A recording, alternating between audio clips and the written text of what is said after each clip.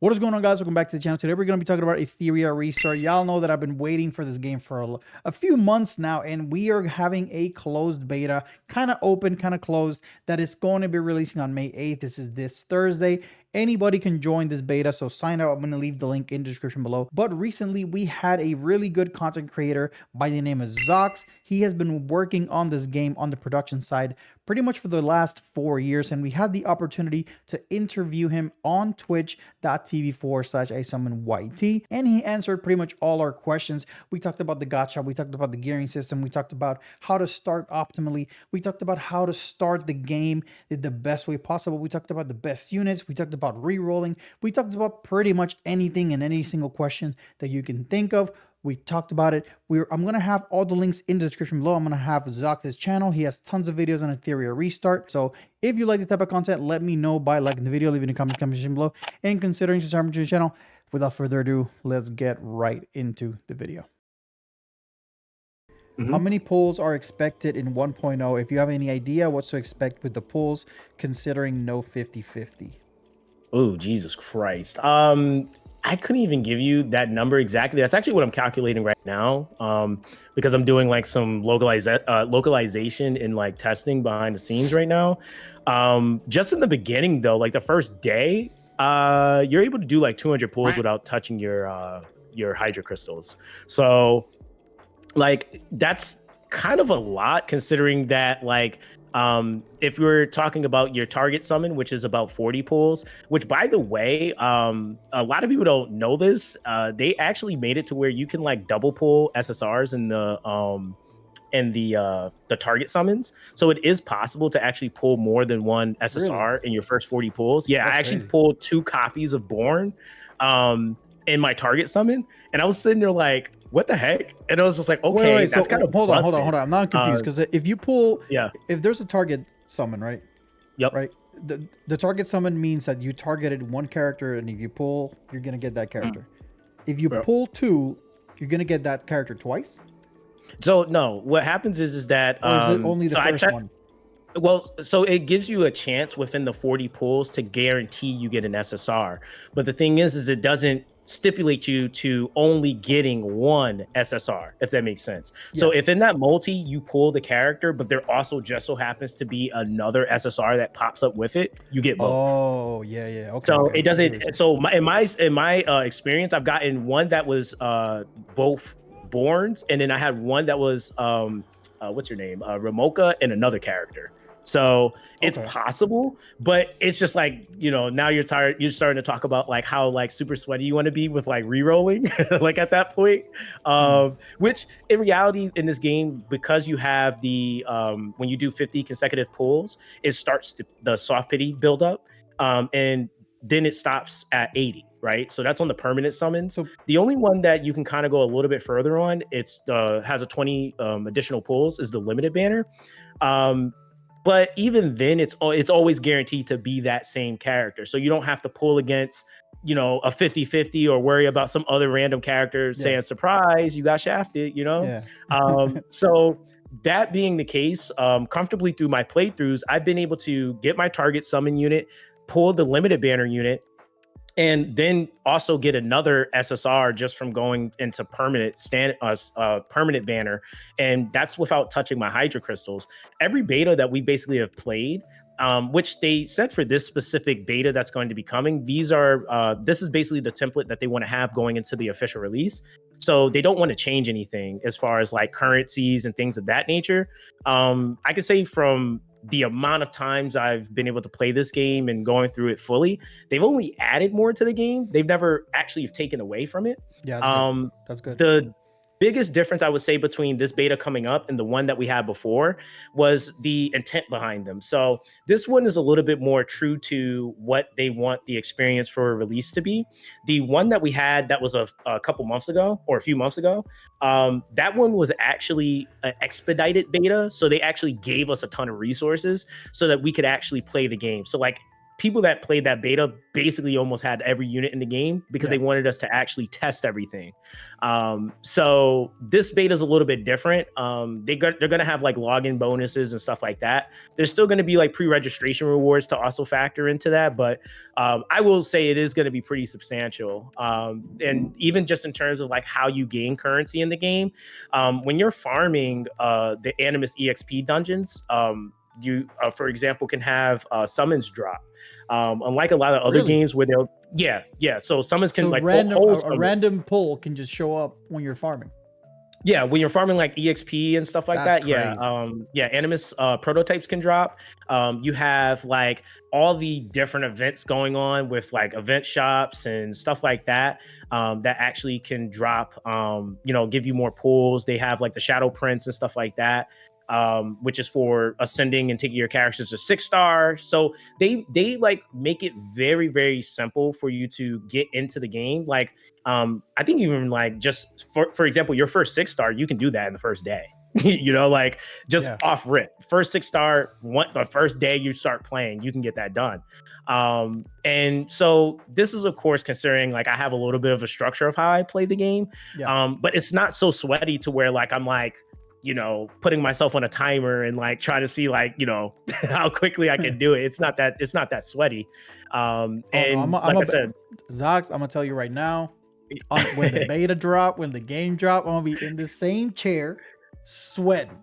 I'm gonna be sweating. I'm trying to like chill a little bit. I'm gonna let you guys take a crack at it, kind of see what some people come up with. Oh man. Each unit brings their own value, but I think one of the things that like even the producer mentioned, that I was fortunate enough to have a conversation with him about, is that they really wanted every single unit to have diversity and not only being viable in PvP but also in PvE. So there's no unit in the game that only works in PvP or only works in PvE. So that's every that unit has their own little pocket at some facet in the game, and not only in PvP or PvE. They have their own pocket in both places. Yep. So yeah, they work in everything that you could like, and that's the thing is like, granted, you're not going to necessarily have a unit, and I think that that's the thing that like we recently, like I just did a video kind of going over some of the buffs, like nerfs and stuff that they basically did in the game, and it was basically to create this balance because ideally they don't want characters that you get this one character and you just ooga booga everybody in the entire game, right? Like that was kind of like when we played Deathlight, like when Anna came out, she was that character. I was gone by then. I was gone by then. Yeah, she was like, so I think you usually have a problem in a game when the only solution to beat a character is the character themselves. So that usually is kind of telling to there's a problem there, because if the answer is the answer itself, so it's like that's not a good thing. That means you probably need to like rework that. So there were 2 questions in chat. Chaos asked, speaking of mobile, what kind of load are we talking about for mobile? Do you need like the latest and greatest hardware, or you can just play it in like, I don't know, let's say you have an older iPhone, can you play it in that type of phone, or do you need like the newest phone? So they did a few tests on test flight. I used my iPhone 8. I don't know how old that really is. I don't know what my iPhone 8. 8? Yeah. And it ran well? It ran decently. This is like one of the betas, so I don't know what the current specs are for mobile, because everything as of late, as far as iPhone 8 is crazy, bro. Yeah. I was just trolling because I do like to see what the experience is, because I think that's one of the biggest problems. No, it really is. But that's the thing. I think most mobile games, like when I first started doing mobile gaming, it truly was mobile gaming, right? Like I think that now, like mobile gaming really is just PC gaming with mobile ports, basically. So it's like the games are never really intended to seem to be made for phones themselves. So you have like games that are like, we're talking about like 50 gigs to just have one of these games on your phone. And so you never like you can't even have all of the ones that you might like to play on one phone. Yeah. So I don't know the specs specifically for mobile. I think on PC though, the game is around, I think it's like 15 to 20 gigs. Yeah. Which for PC is not bad, to be Yeah. honest, because most games I'm like on average are around like 70, like 70 to 90, depending on what they are. For mobile though, yeah, Yeah. that's like PC 20, games are 20 getting gigs. crazy nowadays. Yeah, they're getting crazy. Yeah. Yeah. Yeah. So it's like, yeah, it's like 20. I mean, but if you're playing on an iPhone 8 and chat, I don't know if y'all were trolling with your Nokia. Gavi, I don't know what your phone is. I don't know if y'all actually have a Nokia, but stop trolling. I know Gavi likes to troll, but do. Also, we have another question from Owl. What are the weapons in this game? To my understanding, there are no weapons, but there is. They have shells. I don't know too Yeah. much about shells. They're kind of like the little Pokemons that they have. So, Zox, if Yeah. you want to elaborate a little bit more on that. Also, before we continue, we have Mr. Nordman. Jing Liu is the best character, and yay, Nico with the follow. Thank you so much for joining our stream. How are you doing? Zox, take it up. Yeah, so no weapons. So the only thing you're actually pulling for in the gacha is characters. Everything else is basically obtainable just via grinding the game. When you're talking about like the shells, which I guess if you want to give it like I guess a role, I guess you could consider it like a form of like your gear, or at least a piece of your gear. So your gear components are basically made up of modules, which is like the what you would call traditionally like your gear that you actually equip in like a 6 slot. And then your shells actually come with a unique ability, and they also come with a certain amount of base stats, and then they also have the ability to have matrix symbols on them, which can give you more gear set bonuses. So like me and someone were talking about this yesterday, but optimally you can basically have a 12-8-6. That's like an in-game setup basically for your matrix bonuses, which is basically 3 set effects that you can have at once. But those can be mixed and matched. You can run 1, you can run 2, you can, you can run 3 if you want. Chad, it sounds intricate, but it's intricate when you hear it. But if you see it, It's it very becomes simple. very simple to understand. Yeah. I'm sure like when we get access to the game, when I get access to the game, I'll show you guys how it looks. Or you can go to Zox's channel. I'm sure he has videos on all of this stuff. And there's also a wiki that you guys can look for. I'll try to link all that stuff sometime on the Discord. Or Zox has links to all of that in his channel. By the way, I linked Zox's channel to the chat up top. So please subscribe to Zox. He's putting out mad content on Etheria Restart if you guys are interested. One of the biggest things that we kind of formulated as a strategy is we actually use our premium currency for max refilling stamina. Yeah, that was another question that that I had. I actually asked you yesterday, but I was gonna ask it again here so you can go over it with chat. Stamina refreshes, and yeah, go ahead. Yeah, so what they basically did, which I think is kind of like it makes sense. So day to day, they basically kind of have content that's like based around like what level you're at. But this level capacity coincides with the missions that they actually have in the game. Those missions, off the top of my head, what are they called? They're called the Hyperlink Charter. And the Hyperlink Charter literally will take you through every facet of the game that you need to know, from building up Leon, which is the first SSR that you get, tuning your shells, module modifications.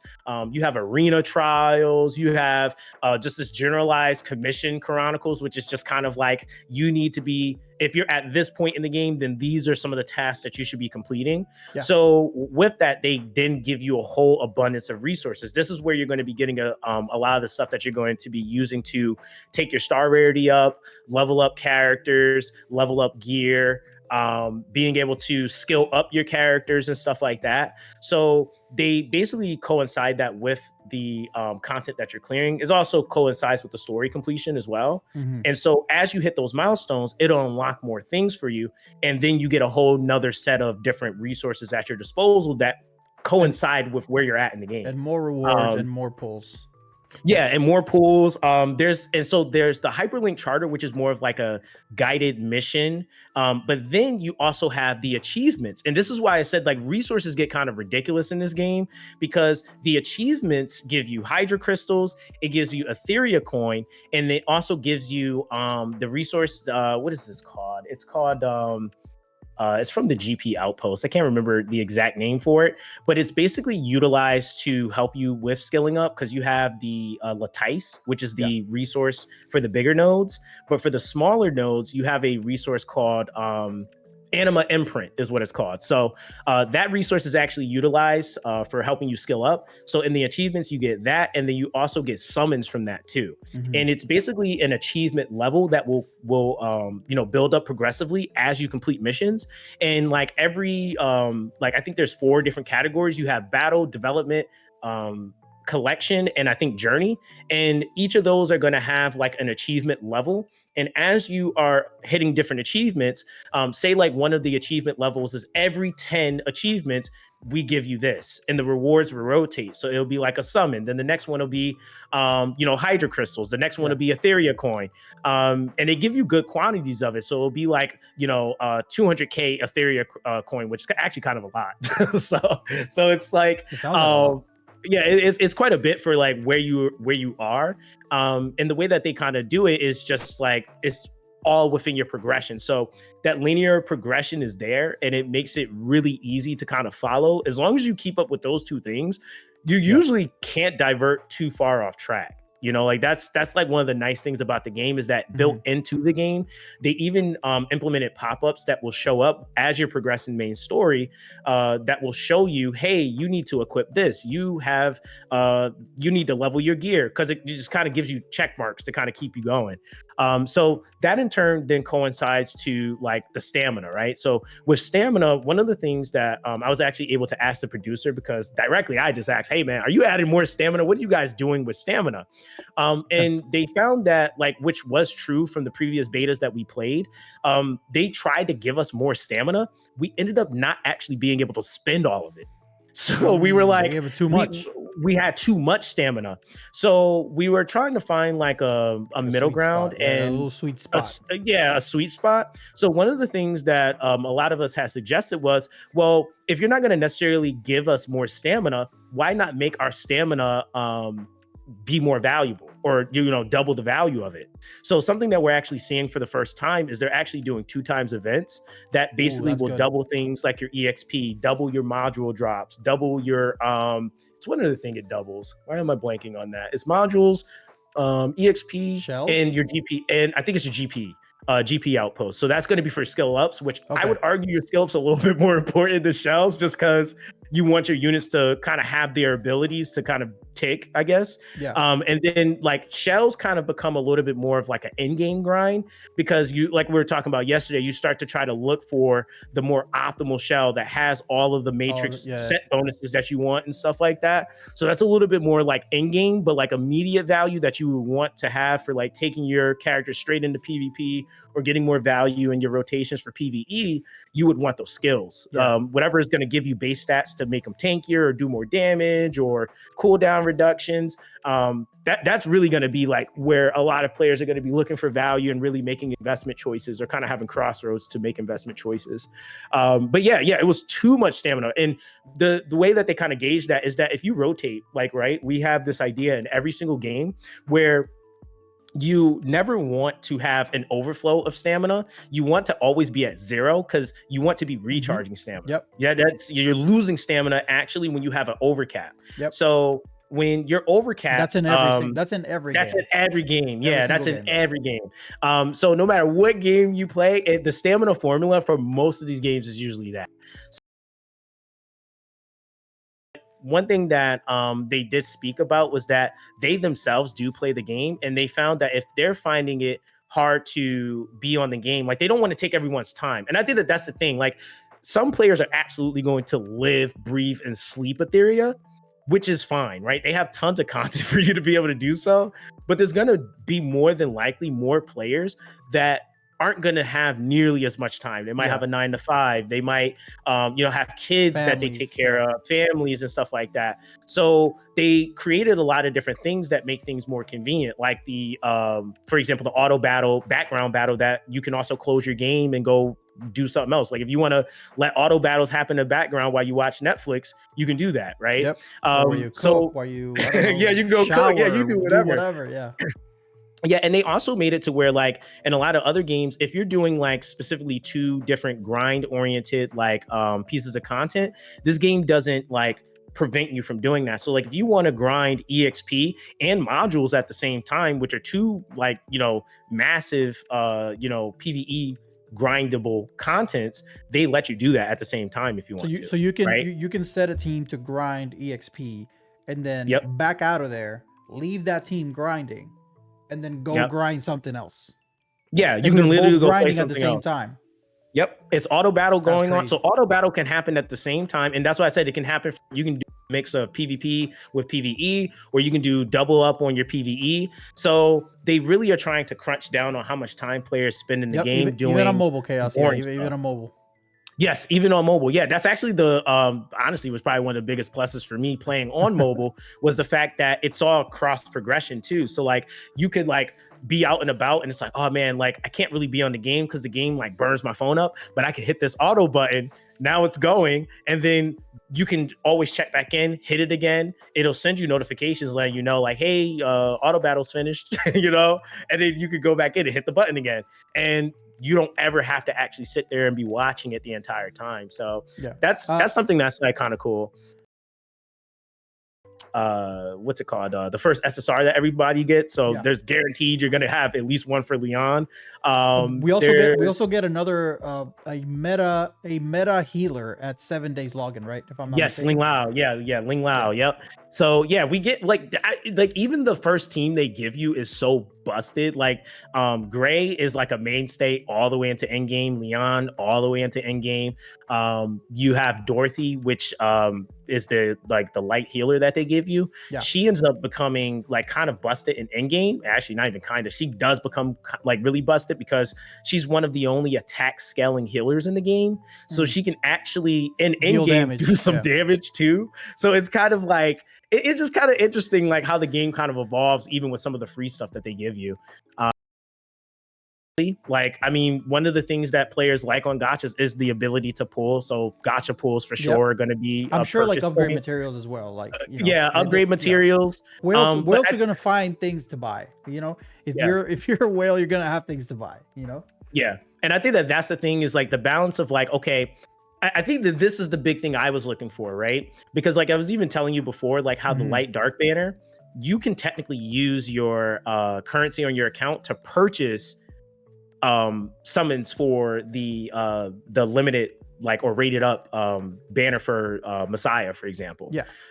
Which like in most other games, they usually exclude those so heavily. Like you usually have to do something super strenuous content wise to get that, or super you expensive, have to, or extremely expensive. Exactly. So you usually, I know this like for the shimmers, it was like it was $100 for a multi, bro. Yeah, $100 a multi. Like, Chad, y'all think HSR is expensive, bro? Shimmer multis worth $100 a multi. Yeah, it was $100 a multi, dude, and that's crazy. Like considering it had a system that dupes actually mattered. So if you wanted to, max dupe that, I mean, we're talking about thousands of dollars you could be spending just to max out a unit, which was insane. Like, right.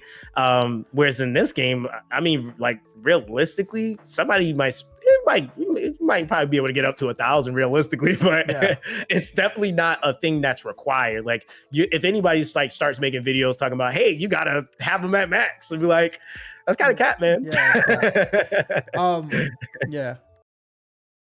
This game absolutely will have balances. I think their whole thing though is that they want to also keep units relevant. So within the releases of new units, and this is something the producer himself said, that within the releases of releasing of new units, they also want to do balance patches to bring units up. If a unit is also doing too much of something where it's breaking the game, they're gonna balance it, right? Like they don't want units to be so oppressive to where because what we know to all happen is when a unit comes out and they're very oppressive like that, it automatically makes ruins people feel like they have to have it. Yeah, they're like, I gotta spend, right? And and the irony is like there's a lot of there's a lot of room for them to be able to do it before it comes into the game, which is what I really appreciate, is that a lot of this stuff is happening on the test server. They're doing their own testing, so they're able to look at this and say, okay, well, yeah, that unit is doing a little bit too much, or this unit doesn't have enough of a cooldown window to be able to counter them. That's actually what you guys seen in some of the nerfs that they did. It really wasn't that they were making the units do less damage or be less supportive. They were just creating windows. A lot of the units had like cooldown increases because there just wasn't enough window or opportunity to be able to counter them. Sunio was a perfect example of that. She basically was so oppressive. She was a single target reviver, but because she had such a low cooldown, she could like basically revive an entire party. And so she was one of the highest used units in PvP because of that. And so they kind of gave a little bit of a window so that you actually can counter that. Same thing with Hellkid. There's damage caps on him now. So he doesn't like shield you to death, you know? Yeah. so it ends up balancing out the game. So it's kind of nice. How does the PvP balance itself against whales? So you have to ask the question first, or I guess I should answer the question of what exactly can a whale's advantage technically be? Yeah, that's the actual question. Yeah, that's the actual question. I guess. So I guess really the biggest advantage that a whale can have would maybe be skill investment, right? Skill investment, simply because the lattices are the one things that unlocks nodes. Now, I think that this is kind of like where you kind of have that like where they can make money and where they're not trying to make money.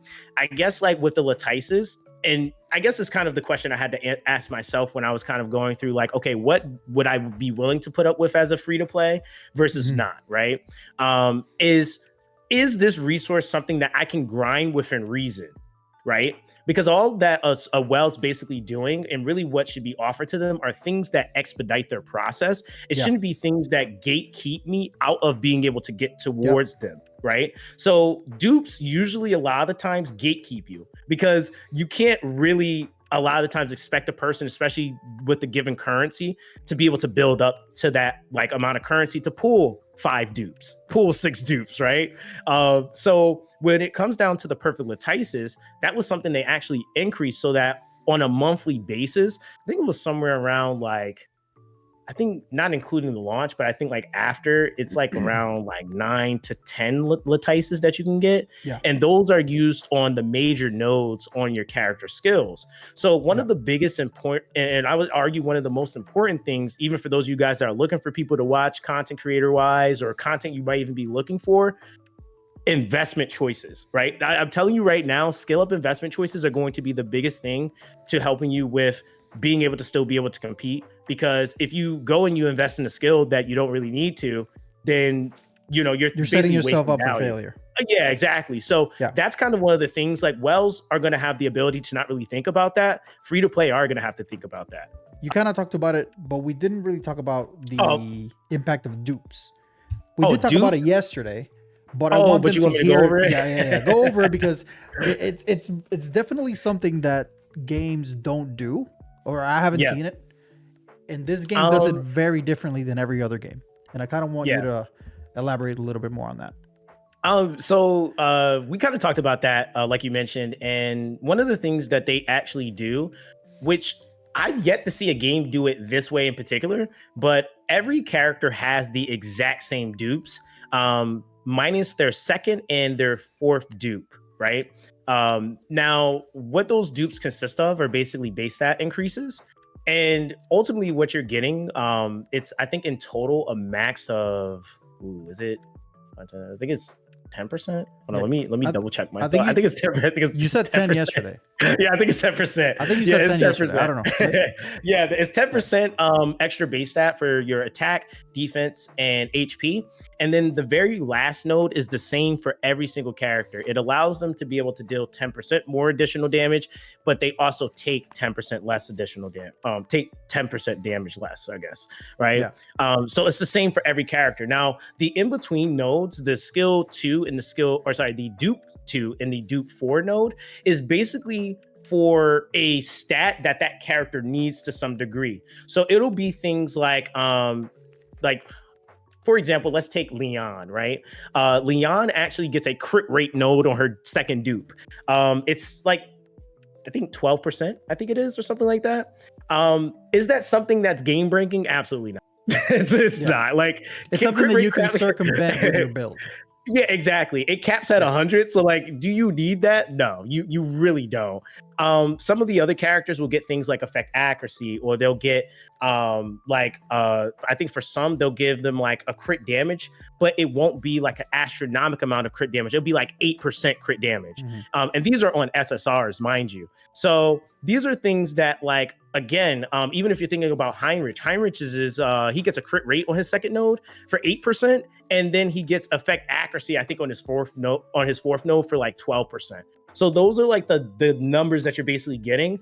And some of the games I'm used to playing, you're talking about you're getting like 40% more, crit damage, 60% more, and then an extra attack on your skill. You know what I'm saying? Yeah, extra attack on the skill. Now you're not just a turn meter pusher, but you also AoE heal your team. Yeah.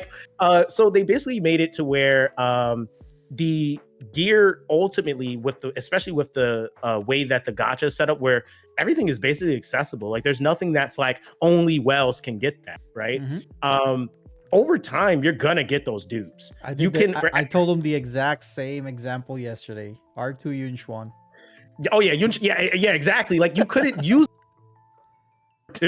You got cut off a little bit there. Oh yeah, no, I was saying, like, you couldn't use that unit unless he was at like R2. So every unit out the box is viable. Like, you don't have to put dupes into them for them to be viable. But I think one of the things about a gacha, which I think some players are like kind of missing out on, it feels bad when you get a dupe and it doesn't equal to anything, right? Like, they had to give some sort of value so that if you do get a duplicate, it applies to something, it has to do something. So I think that's kind of the thing, is like, even that 10%, that's something that's not going to make it to where you can't cleave a character anymore, right? Like, that's not going to gain break to where now your build just doesn't work, or that guy is he's just going to curve stomp you. A lot of it is still going to be properly building your characters and actually knowing, especially in like ban pick for RTA, how to actually ban pick properly. That's actually like most of the battle, how to draft properly. That's gonna be, you're gonna see so many videos on YouTube just on that alone, like how to counter ban pick in certain metas. That's just gonna be like a standard video format that you're gonna see from a lot of content creators. Yeah, 1000%. And there's a lot of guys coming from E7 scene, like that's all they know how to do. Yeah. You draft properly, right? Yep. And even just in terms of like keeping the dupes as is and like them changing it and speed and all that stuff, these guys come from those games. Like, they're gamers, right? So like the producer of the game, Jack, he's played every single game that he's referred to, whether it's Summoner's War, E7. He was a competitive esport player, and so his whole ordeal with it is that they don't want to flex things with systems like that. Like, I think one of the things that a lot of players do have to deal with when it comes to E7 is speed imprints. That's like one thing people would complain about, like speed imprints being like, that's a dupe on the character, right? So that not existing, every character is the same no matter if they're SSR or if they're SR. So even that 10% is still the same for the SRs. It doesn't like diminish in value because now you're looking at a lower rarity, and that's because, again, they wanted those characters to also still be able to compete with the SSRs. And then the SSRs, the SR and the SSRs, they can all be boost, like they can all get to the same level. They can all get to 6-star eventually if you invest in them. So they can eventually all reach to the same ones. even a lot of the speed clears that a lot of people are going to be aiming for, so that they, take less time clearing a dungeon, like those people that want to clear under a minute. Most of those team comps are filled with SRs. They're not teams full of SSRs. Like, you might have a SR to maybe do a specific thing, or SSR to do a specific thing. But like, take for example, Terramatan, one of the fastest clears that I've been able to do, which is about a 30 something second clear. My main DPS on that is the Ting. He's a SR. I think the other thing that kind of balances out the game, and I actually have a video that's going to be coming about this, but the SRs are just as good as a lot of the SSRs. You were telling me about that, yeah. So one of my favorite ones, Chiaki the Echo, she's literally the best rotator in the entire game. Even with Freya's amazing, right? But she also kind of respectively does two different things. But Chiaki the Echo is the only unit in the game that actually is able to mitigate turn manipulation or turn still, right? So that's like invaluable. You don't have any SSR that has that. So with her being able to present an ability like that, some of the strongest single target damagers are SRs. So a lot of your supports, a lot of your damage dealers, even buffing, debuffing, there's going to be a lot of compositions that players are going to be able to invest a lot more into to be able to compare or compete with others' SSRs. The other thing that this game has that kind of allows you to still be able to compete is base speeds. There are a ton of SSRs that have the exact same base speeds as SRs, right? So you can give them the same gear and you still have the ability to rotate. Yeah, to be just as fast. Yeah. So that's the thing that I think, like, in comparison to a lot of other games where, like, when you start dropping down in rarity, the base stats are so astronomically bad. It's like, well, I'll never outspeed that guy, right? And even down to shells and even your gear. Like, for example, this is kind of like a rule of thumb. Like with the modules that you equip, you can't roll main percent speed or main flat speed on them. You can only roll them as a sub. Where you actually get speed from is the set bonus itself, and then also on your pets you can roll speed there. So they isolated the pet to having, and that's why I said that, like, the pet can be a in-game grind for stuff like that. But I also think that, like, one of the things that we've seen kind of tried and true is this game isn't actually necessarily all about going first.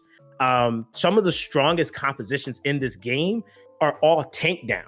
I think, like, arguably so, the last tournament, the strongest comp was tank down. Like, that was the strongest because it has so much damage reduction layering. There was basically, like, from reducing the damage to restoring HP, then to getting a turn meter push, like, reviving. So much goes. Reviving. The reviving. Oh my God, the reviving was like, oh, you cleave me. Yeah, right. You thought, right? So so it was like so many ways to counter speed cleave. Control is extremely strong. That's one of my favorite, like, defense strats to play. Yeah, like I'm like talking about winning fights in my sleep. Like, so it's like that's really what I really have liked about the game, is that you can even play into counter teams, right? Like the character that's actually being used on screen with the Hell Kid on the right, that's Viper. Viper is one of the strongest counter units in the game. He literally can full send, like, remove people's buffs off their team, and they just recently buffed him to where he can do more damage. So they're actually making it to where different play styles are actually viable. Viper is an SR. Yep. So there's a lot of strong units that are able to compete. It's just not seen. One of the best control units in the game is Kraken. He's the one CC freeze unit in the game. And for most games, CC freeze, you usually don't get to rotate the turn meter bar. He's the only unit that has that, right? Like, and that's something that, like, can shut down an entire team. They don't get any turn meter. They're not going. And he has, it's the guy with the suitcase. The guy with the suitcase, with the blue hair. And Freya is really good as well. Freya definitely being the premier, limited banner that everybody can basically aim for. She's definitely high in value.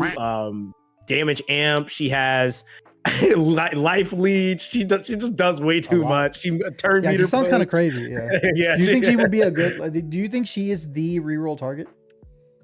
I mean, I kind of would say you kind of need her. Like in reality, like you can make do without her. Like realistically, like I've played like plenty of this stuff without her. Like I mentioned before, like an alternative to her would be Chiaki the Echo, right? Yeah.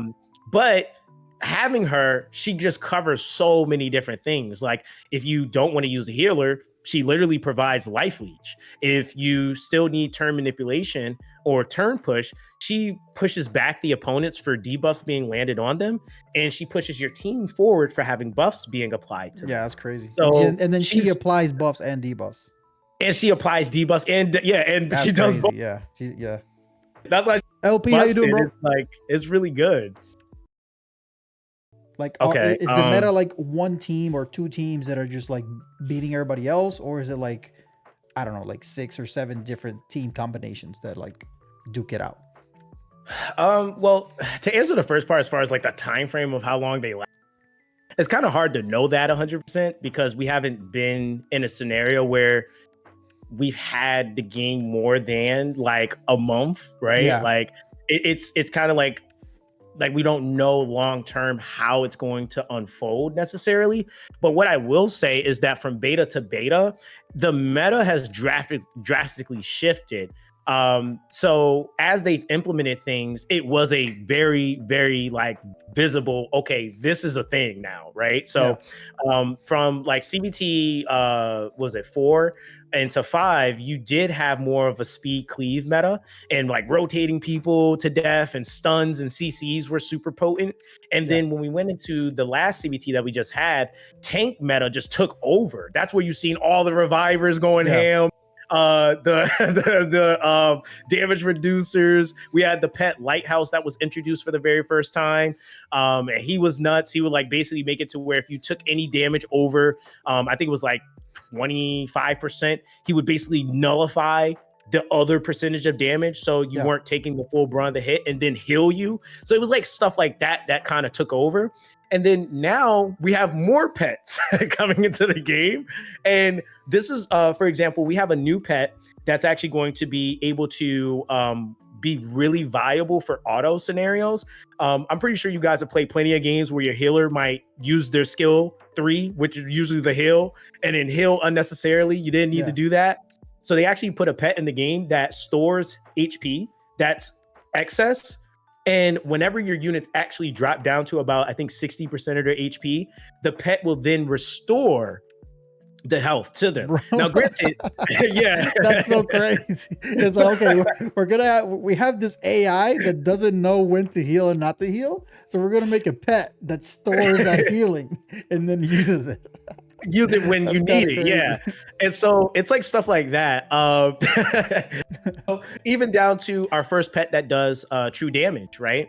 And it's based off of if you crit, if you crit, and also based off of the opponent's max HP. That was a direct counter to the tank down meta where DPS weren't actually cleaving. They were having a really hard time. Like, I mean, we're talking about astronomical damage. Ho-Yan was probably one of the hardest hitters in the game, and she couldn't even cleave people. So they implemented something to actually help out with that. That's the pet called Revelation. You talked to me about that pet is nuts. Yeah, it really does help out a ton. Is that like a newer pet? Is that new in this beta? Yes. These are some of the pets that they're bringing. So we're gonna see again when we're going to these RTAs and whatever tournaments are going to be happening. We're going to be seeing a whole new mix of things happen. I was looking at the website yesterday after we got off call, and I was looking for that Revelation pet. I was like, where is it? Because Dogs is talking about this Revelation pet like it's really good, but you know how they have a tier list, and it's all the way in the bottom. And I was like, wait, well, how is it all the way in the bottom? And it hasn't been added yet. I assumed it's because they haven't updated it yet. So Revelation. It sounds insane. It's basically the answer to tank down, right? Like it's like the bruiser, like kind of tank down style. We didn't have an answer for that. That was like the biggest complaint that we had basically from the last beta was like, dude, tank down is too oppressive. a lot of the nukers were just like null and void. Like they just didn't nuke properly. So that's where you kind of seen some adjustments. They did, even for some of the current pets, they did adjust some of them. Yeah. So they aren't as oppressive, but they still have some of that potency. So it's always going to be give and take. I think one of the biggest things with PvP that I usually expect is not necessarily for things to be done perfectly every single time a unit is implemented, but I think it's just more so about the willingness to do the work necessary to keep it fair and balance it. Yep. Because a lot of companies shy away from it because it is more work, right? Like PvP games require more effort. Like you can't just like not test things and put it into the game. And whenever you do see that happen, it usually causes something really broken to happen. And then there's this like I mentioned before, there's this emphasis where players feel like I need that most broken thing that's currently in the game. Do players benefit more from roster diversity or single character like gear investment, I guess? I feel like that's like a universal question, like in every game, and diverse, especially when you don't have purchase power. You kind of got caught off there. Wait, did I cut out again? Yeah. No. So roster diversity. Roster diversity is definitely going to be one of the bigger, like always the most important thing when you're first starting out a game, because the one thing a lot of players are going to want to do, there's going to be those players that are like, I want PvP. I like PvP. I'm jumping into PvP. The problem they're going to run into, though, is that in order to do PvP successfully, they're going to ban their characters. Like you gotta also build out your account. Like you have to do the PvE content to get the gear to do PvP, right? So you being able to have a roster that can do Doki Doki, Terramatan, Aurora, being able to do the shell bosses, which I think there's 9 of them. Like that's gonna open up your account so that you can actually build the stuff more cohesively that you want to build. And so when you're looking at even how the permanent banners set up, that's one of the biggest strategies that we use. We would go through, do our target summon, get the guaranteed unit that we want. Then we would go, like if there was a limited banner, it swapped from close to now it's Freya. I would say people are definitely going to end up wanting Freya. And then you go straight into permanent summons. Like you're trying to build your roster. And then once you get a lot of your generalized bases covered, that's when you start kind of isolating. You start nitpicking. You start looking at more niche picks. Okay, now I'm trying to build this very specific team. I need a unit that's doing this.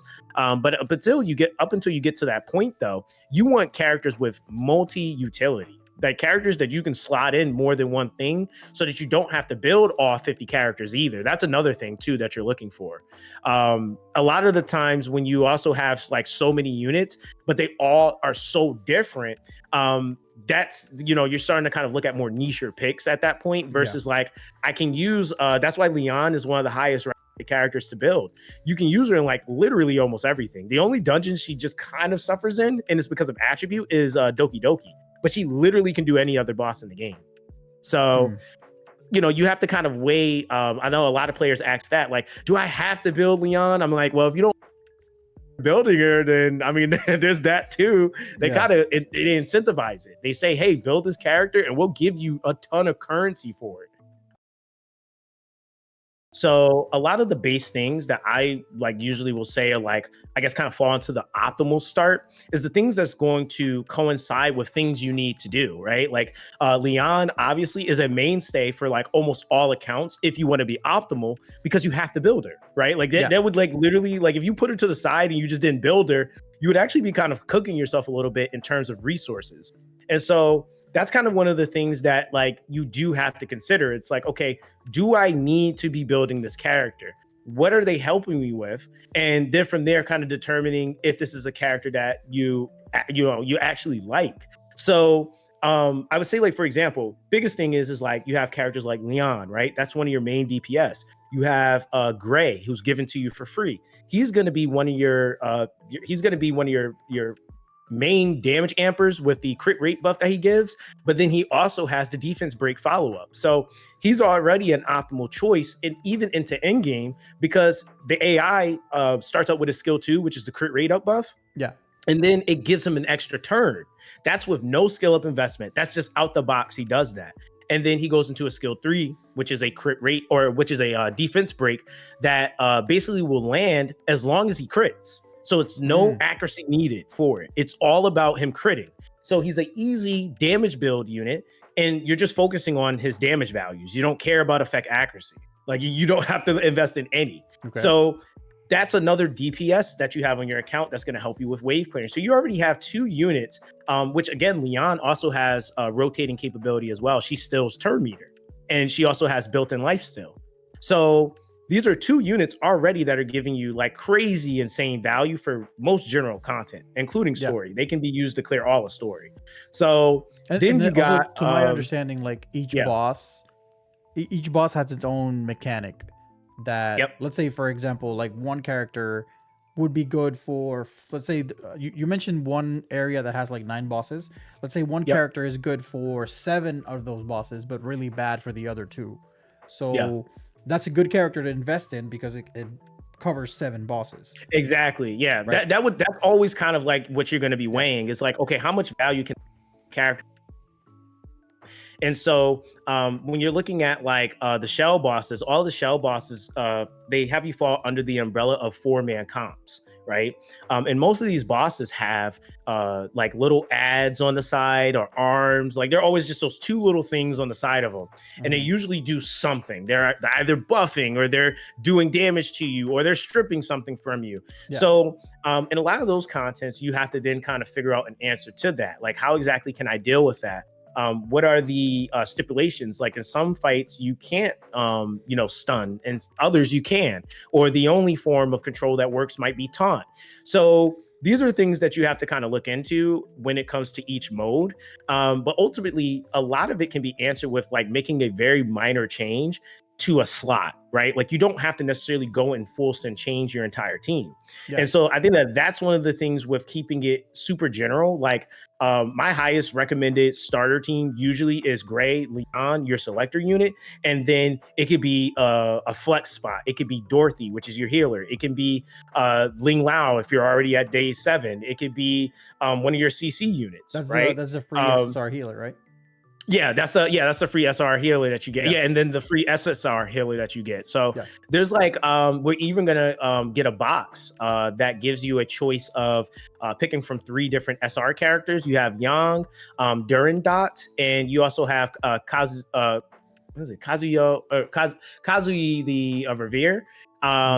Those are 3 characters that do respectively different things, but they are like things that you can basically pick from to give you I guess kind of a unit to fill in a slot you might be missing. Like one of them is a sleep unit that could be used for controlling for like Doki Doki. The other one is a unit that gives an attack up buff, and then also has like some turn meter pushback and some dispelling. And then you have the other one that gives a crit rate buff. He also does some buff stripping as well and a little bit of damage. And they all are different attributes. So you can use those as like, okay, I did all my pulls, but this is what I'm missing. And then you can use that as a way to kind of fill in some of those slots. So it's really honestly just building from that foundation. And then as you start to kind of learn the game, you'll know like, okay, I can get away with still using these units, but then I need a unit that stuns. Like when you swap into like Aurora, for example, there's really no difference in your team that you're using for Terra Matan and Aurora, except there's 2 different requirements. In Aurora, you need to use a healer. Like it is a must to use a healer because there's a gimmick or a mechanic you have to heal against. Versus in Terra Matan, you need to just have a rotator in the healer spot so that you can out-rotate the arms of Terra Matan. And even just having pushback is a requirement. So it's like those things just will, kind of shift according to what you're doing, but you might have to change out one character for something like that. And then that's why it kind of like circles back to why roster diversity is overall like just better than because a lot of it is just building like, and I think that that's the thing with the game is it didn't really build up your characters. It's not like some other games where like you're spending, within a month you might make 2 6-stars, right? Like you're still going to be like, you got to pre-farm that for like 2 weeks.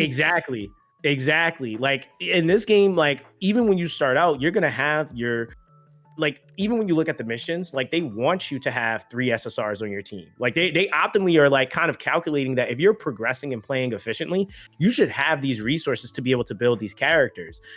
They want you to have 4 5 stars, including your 6-star, already invested at a certain point, and this is within days, right? Like they're not expecting you to not have like stuff built up, like, and they're rewarding you and giving you the tools necessary to be able to build these characters up. In a lot of the betas, the players that kind of suffered the most were the ones that like were like, I don't want to do any of that. Don't do it then, I guess. I'm like, I guess, like, you know. So yeah, that's that, I guess. But yeah, I mean, it's pretty fair, I would say. You said the soft pity starts counting at 50. Yep. On the start on the standard banner, it starts counting at 50, and 80 is the hard pity. Yep. And then on the featured banner, which is the let's say there's a specific character that's on the featured banner, that's 100, right? Yeah, it's 100. Yeah, 100 total pulls. But again, anywhere in between there, you can basically pull the unit early. Does the premium banner have a soft pity as well? And is it 50 or is it 80? I think with the or 70. I'm trying to remember. Hold on. I know it can get confusing. So yeah, because they're all different. Because even the light dark banner, but I don't think that even. No, I think that does actually have a 50 consecutive on it. I think the limited banner is 100. I don't think it has a soft pity on it. Okay. I think it's literally I think it's literally just the 100 pulls. But again, there's the isolated, it's only that SSR, I guess. So that's basically that. Yeah. Okay, so essentially on the featured banner, you can only get that one featured character. You cannot get spoiled by another character. Yeah, because I kind of wish they would do the consecutive, like, hey, can we get a consecutive? But I also get the fact that they are making no banner limited, so it's kind of like you could literally be pulling on the permanent banner and get Freya. Like that's the thing. So, and this is her limited banner is up, right? So you can literally get her on permanent banner. So you have the option to sniper specifically, which is going to cost you a little bit more of the premium currency, but you're guaranteed to get that character. Or you can summon on the regular banner, and then you can possibly get her, but you also have the possibility of getting any of the other 5 stars. Yeah. And so that's like one of the things that I think that gets like I mean it's kind of gacha, right? Like you kind of What would you rather the odds be, basically? Any character that basically exists within the game can be pulled on permanent summon. And anytime they add a brand new character into the game, they will also be added to the permanent summon pool. Now, the thing you do have to consider is that permanent summon pool will progressively obviously get bigger. So you're going to be pulling against more units. And so it is going to, in some scenarios for you might look more at the limited banner because it's isolating that one character that you might be looking for. The more we talk about this, the more questions I get. And I don't want to keep you here, bro. That's all right. It happens. It happens. All right, so you can take a couple more if you want. Chaos brought up a good question. So she likes Rahu, right? She likes Rahu. Yeah. He doesn't have a featured banner right now, right? Or he won't, right? Yeah. So if she wants Rahu, she's gonna have to get lucky and re-roll until she gets Rahu. Or just use the feature summon. So there's a feature summon. You can select it. Oh, there you go. Okay. Yeah, that's good. I forgot about that. Yeah, and that's only 40 pulls, guys. So that's why I said like minimum. Whoa, hold on. I forgot. Wait. So at 40 pulls, you get to pick an SSR from the standard or from the selection. Yeah, so like it doesn't. I didn't know that. It doesn't include Freya, for example, but it does. You have what's it called? Hellkid, Chloros, Bealton, Veronica, Mia, Born, Rosa, Shieda, Tiamat, Tsukiyomi, Ling Lao, which I would never recommend that because you get it for free. But Ramoka, you got Close and Silence.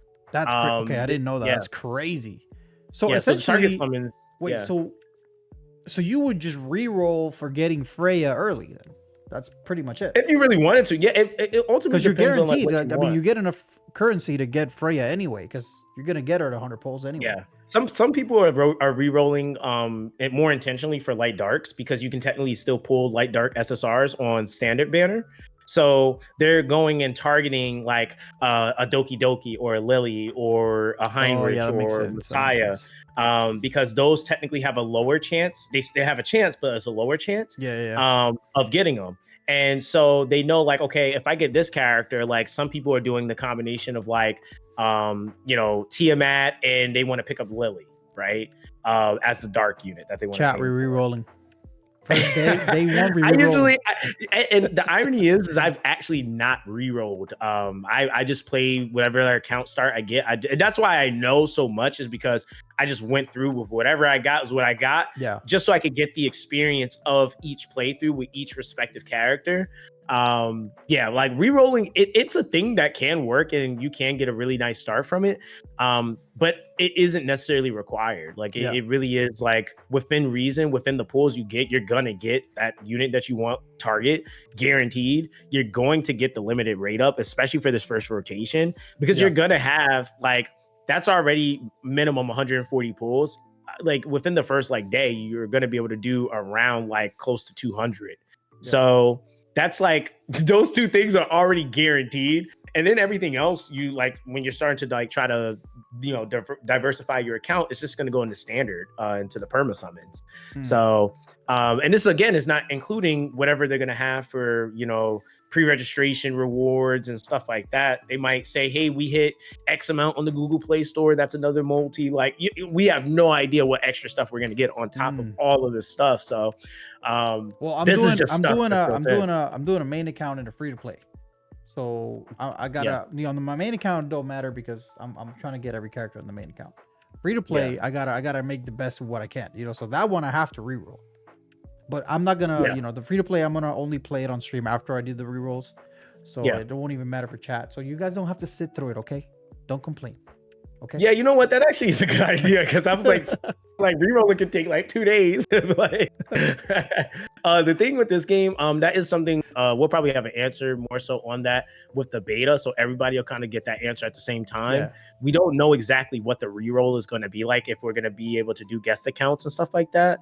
We're hoping that was another question, but I figured that nobody really knows because we don't know what the, like with the whole spending beta, we don't really know what that's gonna work like. It's like I don't know if they're gonna make you link the same email that you use as soon as you start. I have no idea. So this is my first seeing whatever the format's gonna be for that. And then more than likely, if you do decide to spend, you're probably not gonna want to reroll, because the rebate will probably more than likely be attached to that account. So I mean, if you're able to link your email after you do the reroll, then then they could possibly be. But if they make you sign in first, then you're kind of screwed. You can't reroll if you spent. So, well, you asked about the first 10 pull of the standard banner still give an SSR in the final wait, so the first 10 pull of the standard banner still give an SSR in the that was a thing in the beta. I think he's asking if in the next beta that's coming up, the first this is going to be more true to what release is going to be. So yeah, I don't think you're going to be able to just like, I think like, again, we did definitely have like boost stuff. Like people were trying to argue with me about that, but like it was we were literally pulling on the gacha, and I'm talking about people were getting like double light darks.